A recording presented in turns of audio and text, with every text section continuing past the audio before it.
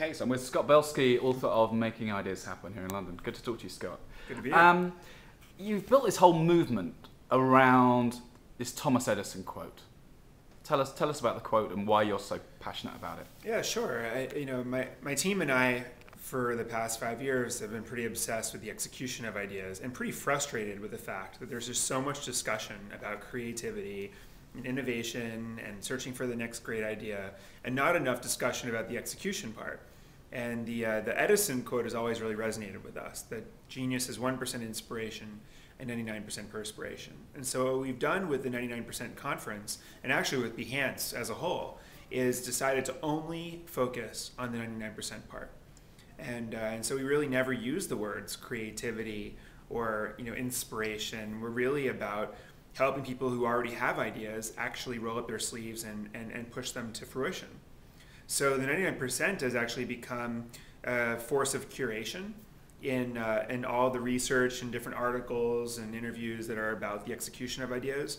When we have our annual conference, and this year will be our 4th annual conference, we invite people, whether it's Jack Dorsey, the co-founder of Twitter and Square, to famous venture capitalists, to famous authors or designers or artists, and we don't let them talk about their ideas. They're only allowed to talk about their execution.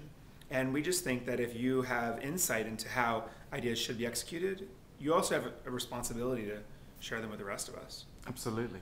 In the book, you talk about the perspiration being a great differentiator for people. Yeah. How do you see that work practically? How does someone take perspiration and make it their point of difference? Well, I think that expanding on the notion of perspiration, I feel like it has a lot to do with the organization and with a lot of the other sort of nitty-gritty stuff that you do after you have the idea itself. It's the execution piece. I believe that hard work is the greatest competitive advantage there is. And I think that I also think that organization is the competitive advantage in the creative world. And look no further than Apple, a great company known for creativity and inspiration. And every year they're voted as one of the most organized companies in the world based on their supply chain management practices. And Supply Chain Management Magazine, which comes out every quarter and issues their annual list of 100 most organized companies, always celebrates Apple. Here's a company that's known for ideas and creativity, yet it seems that their competitive edge is actually on the execution side of things.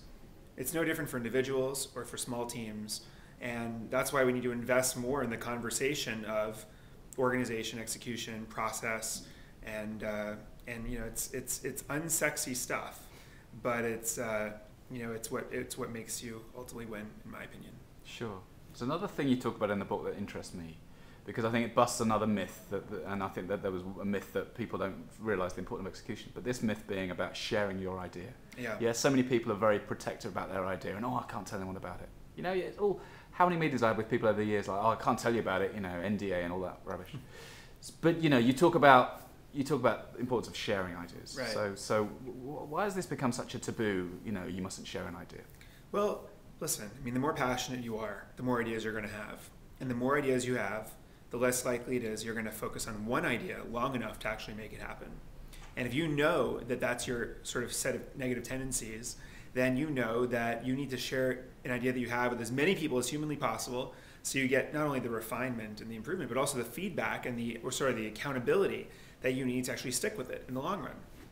And I talk to a lot of folks who have this sort of, they share ideas liberally. Every time they have an idea, they put it up on their blog. They tell certain people because they know that they're going to just move on and never make it happen.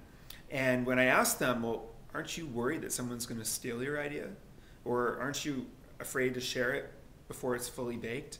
Their answer is always, hey, the benefits outweigh the costs. I know that my ideas are not going to probably happen to begin with, and I'm just giving them a little extra chance. And by the way, if someone can so easily steal your idea just by hearing it, then it's not a good idea to begin with, because it's not scalable, and eventually you're going to have to share it with the world and hope that it has legs.